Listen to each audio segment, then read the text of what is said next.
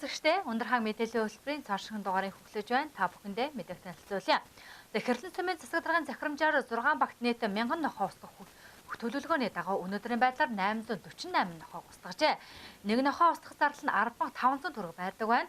За мөн өгсөн малын сэг зэмийг ачиж устгах ажлыг хийсэн байна. Илэрх мэдээллийг одоо хүлээн авч үзнэ. За жилбэрийн хавар нохоо устгалын ажлыг зохион байгуулдаг бөгөөд энэ жилийн тухайд 1000 нохоо устгахажээ. За Хэрлэн сум 6 багт 848 нохоог устгаад байгаа бөгөөд нэг нохоо устгахад 10,500 төгрөг зарцуулдаг байна. Өөрөөр хэлбэл агнагчийн зардал, шатхууны зардал, ачигч жолоочийн зардал багтдаг байна. За айлын эзэмшлийн нохоог бууцсан хэд хэдэн гомдол гарсан байна. За тодруулбал хувь хүний эзэмшлийн нохооны тухайд хэрэв та өөрийн нохоогоо уяагүй байснаар гудамжинд явж байвал буудаж байгаа болохыг албаны хүмүүс нь анхааруулна хэлж байна. За бид нар Хэрлэн сумын засаг даргын захирамжаар цагдаагийн хэл зургийн царгын зөвшөөрлөөр яг одоо Чингис хотын хэмжээнд багуудын 5-6 багуудын хэмжээнд цувралаар одоо ингээд 3 хоногоор 3 удаа нохоо устгаад дуусч байна. Тэгээ нийт бол нэг 848 нохоо устгалаа. Тэгээ залбин болон эзэнгүү хашаа оронд бол хашаандаа уяатал биш бол тэгэхээр гудамж явуул эзэнгүү л гэдэг байна. Үзүүчтэй байсан. Үзүүчтэй байсан чи бүр гоцохгүй нохоог бол бодохгүй. Одоо нэг төвд банхар байдаг юм авчир гэдэг тийм нохоог бол бодохгүй. Айлын хашаанд буудна гэж тэр л худлаа мэтэл. Чимбат Хэрлэн сум гэрээ хийгээд идрээ дарга гэрээ хийгээд Чимбатаар алуулж байгаа. Чимбат бол айлын хашаанд бол тэр чи хувийн өмч гарч үсэг бид нар яах хэрэггүй. Яг гудамд буудуулаад тахгүй шархаваад нам буудвал яг тэр тоогооч гэдэг нь шарах байх юм бол хаширгаа мэдээд тахгүй. Эзэн гарчээд манай нохоо хашаанд буудсан гэсэн мэдээлэл авч байгаа. Гэтэ бид нар бол юуны багуудын олон нийтийн цагдаа цуг авч яваа. Тэг яг цагдаа бол яг бүгдийг гэрчилж байгаа, тайлбарлаж байгаа. Тэгэхгүй манайхаас нэг порттой яваа нэг 2 жолооч, 2 ачигчтай яваа. Ард нь урд нь жижиг машин дуудаад араас нь порттой 2 хүн ачаад явж байгаа. Тэгэхгүй манай хатгчлын иргэдэл хатгчлалтай ус бол бус нь хийж байгаа л да. Тэд нар бол элдвэр хараад загин сүд болон загин зохин тэ буусууд усуудад эвгүй харьцаж болохгүй шүү усууд. Тэгэд хөдөлгөж байгаа бас юм нохоог бас л хашаанд нь буцсан. Тэр цагдаа нь үлдээсэн олон нийтийн цагдаа байнга явж байгаа. Тэгээ өчтөрийн байдлаар тэр Баян мөнхийн 146-д гөлөгдөж байгаа нохоо буудлаасан. Тэр бол гудамд буудлаа хашаанд орсон. Эзэн нь бол манай хашаанд буудлаа гэдэг ингээм маргаан гараад цагдаа л гэрчилж байгаа тэрийг. Олон нийтийн цагдаа нэг өдөр нийлээ багуудын цагдаа авчиж байгаа. Ер нь бол хичнээн хүнийг хөлсөлж одоо яг энэ 2 машин гэдэг за нэг агнагч нэгтэй 2 жолооч 2 ачигчтай. Агнагч нэг нь болохоор одоо агнагч нэг нь тэр одоо Хэрлэн сум Чимбатай гэрээ хийгээ явж байгаа. Тэгээ 2 ачигчтай 2 жолоочтой. Тэгээд хогийн цэг дээр авчиад тусгай нөхөнд болж устгаж хэмжүүлж байна. Нэг одоо нохоог буудах зардал нь ер нь ямар байдгийг хөлсний хувьд? Хөлс одоо Улаанбаатарт 12,000 буудсан. Манайх нэг ингээд бензин тос бие маань нэмэхлээр нэг 10,500 хатлаа очилээ. Тэгээ ингээд нэг уг нэг 1000 нохоо устгах ажилтаа байгаа. Их дулаан болохоос өмнө нохоо ч өөрөө халуун чанарын шууд цуусан бас нь буудлал бол өмхий болдог. Тийм учраас одоо нэг төр заслаа. Одоо дахиад нэг 2-3 хоног намчил агенцол энэ хаврын нохоо устгал энэ жилдээ бол ингээд болох. Гадуур нохоо бол их хайг болсон. За мөн Өндрхан хот тогтчлын албан хаагчид энэ амралтын өдөрт малын сэг зэмийг ачиж буулж устгах ажил явагчээ. За тодруулбал хийдээс өрн нисэх, сангийн аж ахуйн цацал, хорихын хорооллын урдуур дэрсэн дотор малын сэг зэм ихээр хаягдсан байдаг байна. Учир нь хотын төвд малчид ядарсан малаа тэжээдэг өгөөд энэхүү тэжээл авгүй өгсөн малаа хашаанаасаа гархан ил задгаа хайдаг гэлээ. Бид нар бүтэн сая өдөр тойроод Чингис хотын энэ аймгийн тойроод дэрсэн дотор захаар явсан. Өнөөдөр тоог совоотой хатгчтай 2 настай гараад ачлаа. 40 хүр нэг адуу 20 гаруй хонь ямар нисэг ачаад төв хогийн зүгрээ ачиж явж буулгаж хийлээ. Тэр дөвхцэн тэгээд юугаар хөлдүүгээр одоо гисч байна. Ер нь яагаад ингэж цэг зэмнүүд ингээд ил задгаа хаягдсан байдаг юм бол энэ одоо юутай холбоотой төв суурин газар ядарсан үхрээ авчираад тэр нь төв одоо өдөөний айлууд нь ядарсан болоо төв рүү авчираад тэрний энэ дээрээ үхэнгүү тэгээд хашаанасаа гаргаад жоохон зайлуулаад ялангуяа хийдийн баруун уртлаар нисгийн урдуур зүүн тишээ сангийн аж ахуйн дэрсэн дотор цацал хорхын байрны урдуур нэгөр бол маш их бүгдийг авсан. Тэр бүгдийг ачаад хоогоор авчаад болгочод байсан. За өнөөдрийн байдлаар 40 үхэр нэг адуу 20 гаруй хонь ямааны сэг зэмийг ачиж хогийн төвлөрсөн цэгдэр зориултын нөхөнд нь булжээ. За өгсөн малын сэг зэм оршноо бохирдуулахаас гадна элдв төрлийн халдвар төвчин гарах том эрсдэл учруулдаг тул энэхүү хаврын цагаар ачдаг хэмээн хотогчлтын албаныхан хэлж байлаа. Дараагийн мэдээ За 20 сарын дэглэмтэй холбогдуулан арх согтууруулах хундаг 18 цагаас хойш зарахгүй Хинтэн аймгийн онцгой комиссын шийдвэр гарсан. Гэтэл ахуй хүрээний архиталд ихсэж тэр хэрээрээ гэр бүлийн хүчирхийлэл Хинтэн аймагт ихсэх хандлагатай байна. За Наурысын бараар Гэргийнхээ айманд хүрсэн хэрэг Хинтэн аймгийн цагдаагийн газарт бүртгэгдсэн байна. Энэ тарах дэлгэнгүй мэдээллийг одоо хүлээн авч байна. За Хинтэн аймгийн онцгой комиссын шийдвэрийн дагуу 18 цагаас хойш арх согтууруулахудаа худалдан борлуулах түүгээр үйлчлэхийг хориглосон. Гэтэл ахуй хүрээний архиталд ихсэж иргэд найз нөхөд хамт олон гэр бүлийн хүрээнд архисан согтуурах явдал газар авч байна. Цагдаа ерхий газраас олон талт компанид ажлуудыг зохион байгуулж иргэдэд эерэг хандлага түгөөж байгаа хэдиж энэ төрлийн гэмтгэрэг буурахгүй байсан. За Хинтэн аймаг цагдаагийн газарт 2020 оны эхний удирдлагын байдлаар гэр бүлийн хүрээнд үйлдэгдсэн гэмтрэг зөрчлийн дуудлага мэдээлэл нийт 89 бүртгэгдсэн байна. За энэ өнгөрсөн оны муу үетэй харьцуулж үзэх юм бол эдгээр ижил түвшинд явж байгаа боловч энэ оны одоо 2 дугаар сарын сүүлээс эхэлсэн хөл хорионы одоо дэглэм тогтоосонтой холбогдуулаад ахуй хүрээнд архиталт шилжиж ахуй хүрээнд ерөнхийдөө үйлдэгдэх гэмтрэг зөрчлийн одоо дуудлага мэдээлэл бас нэмэгдэх хандлага бол ажиглагдаж байна. За энэ төрлийн одоо ахуй хүрээнд үйлдэгдэж байгаа энэ гэмтрэг зөрчлөөс урьдчилан сэргийлэгч түүнтэй тэмдэх чиглэлээр цагдаагийн газраас архихгүй орчин, мөн дээрээс нь хайр өвтгдгүү гэсэн нөлөөллийн арга хэмжээнүүдийг зохион байгуулалт ажиллаж байна. За энэхүү ажил арга хэмжээний гол зорилго нь ахуй хүрээнд үйлдэгдэж байгаа энэ гэмтрэг зөрчлийг түнчлэн гэр бүлийн хүчирхийллийг одоо тасан тохицоох, үүнээс урьдчилан сэргийлэх чиглэлийн нөлөөллийн ажил арга хэмжээ юм.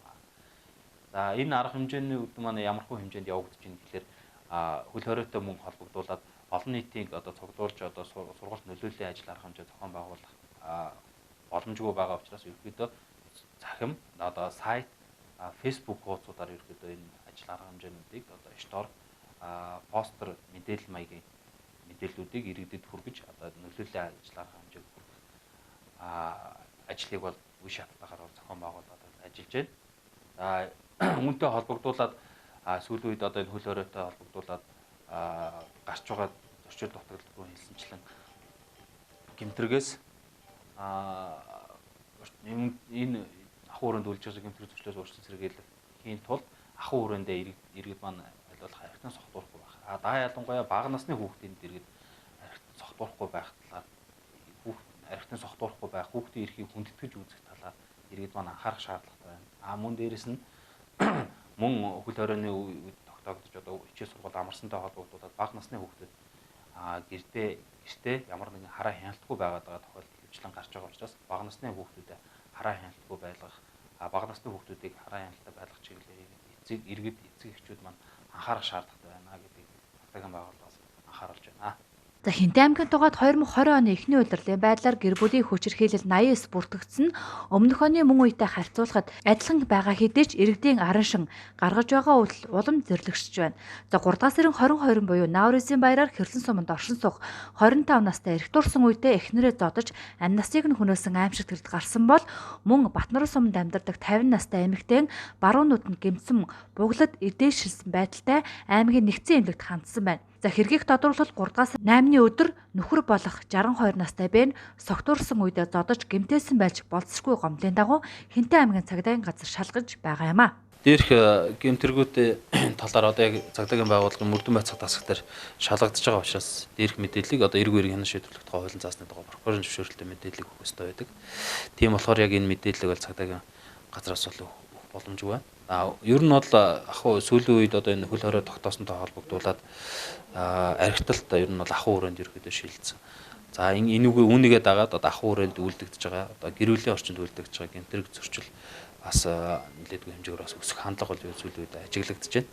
Тэгэхээр энэ төрлийн иргэдэд одоо ерөөдөө юу гэж зөвлөж хэлэх гэхээр ахуй хүрээнд ялангуяа хүүхдийн дэргэд энэ архи согтууруулалтанд хэрэглэхгүй байх талаар мөн дээрээс нь энэ хөл хорой тогтооход сургууль цэцэрлэг амарчсан байх үед хүүхдэд өөрсдийнхөө одоо хүүхдэд тавих хараа хяналтыг сайжруулахыг одоо ард иргэдэд бас анхааруулж бас хэлмээр байна.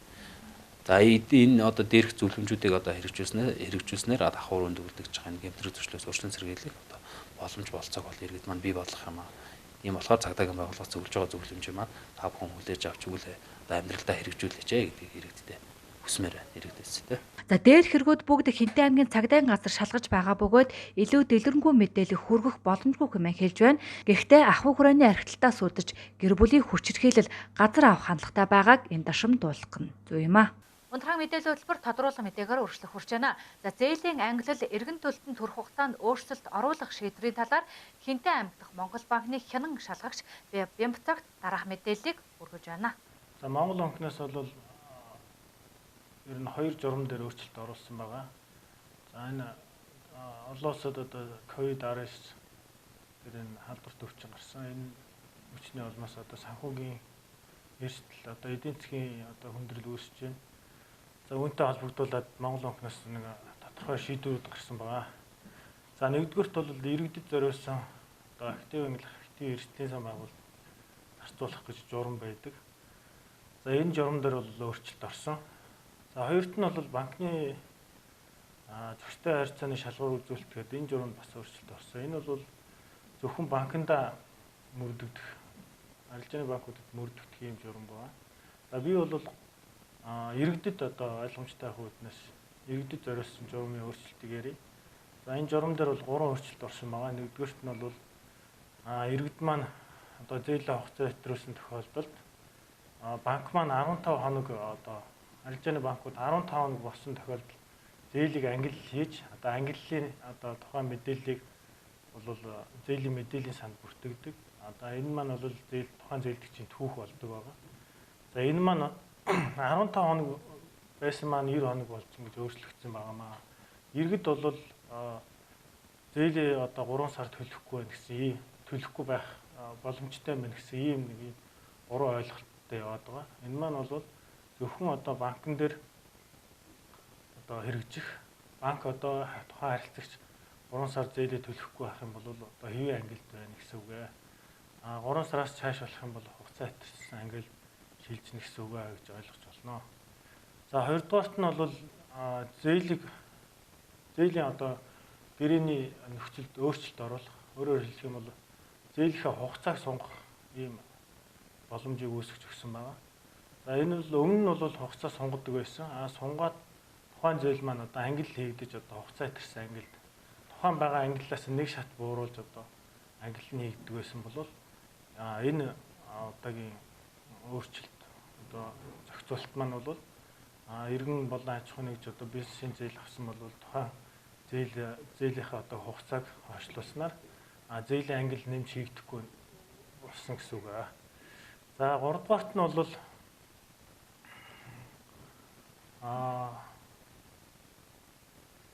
за энэхүү одоо шийдвэр гарснаа 2020 оны 1 сарын 31-ний өдрийн байдлаар одоо тогтоосон зээлийн ангил бол 3 сарын хугацаанд хэвээр байна гэсэн үг аа. 1 сарын 31 маань бол бараг 2 сар шуугийн өмнө шүү дээ тий.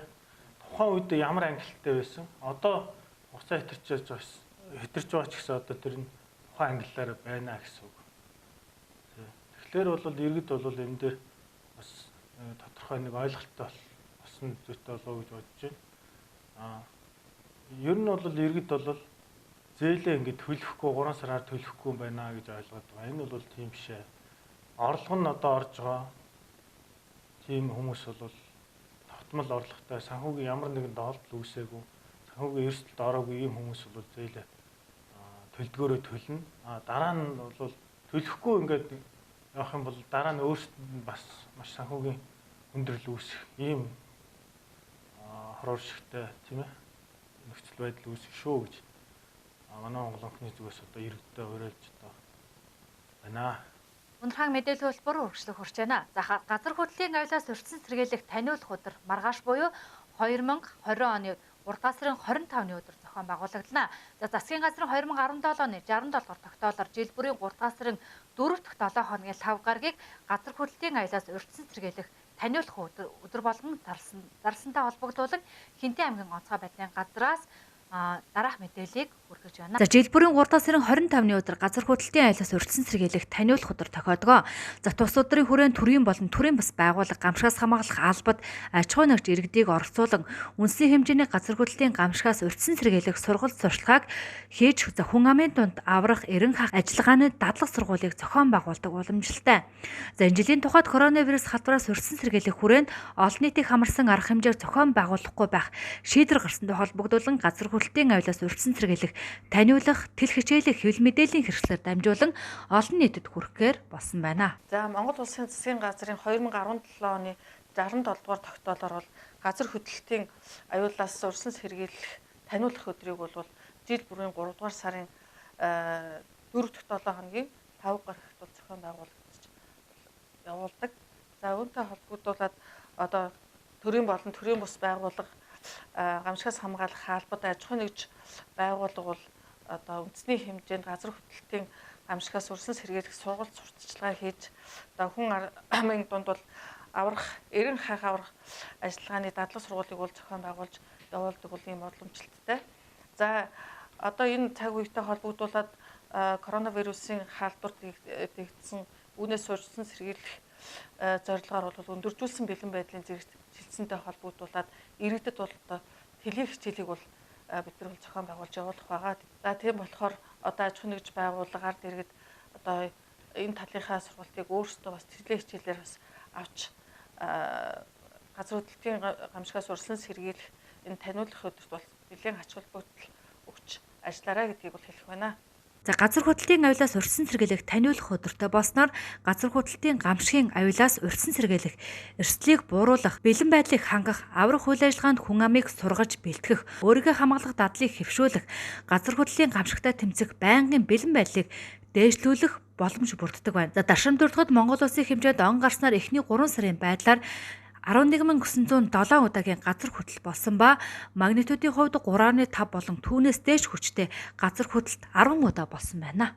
Унтхан мэдээлэл хөтөлбөрийн мигмар гарагийн дугаартай хамт байсан үзэгч та бүхэндээ баярлалаа. Маргаашийн мэдээлэл хөтөлбөрөөр иргэн уулзлаа.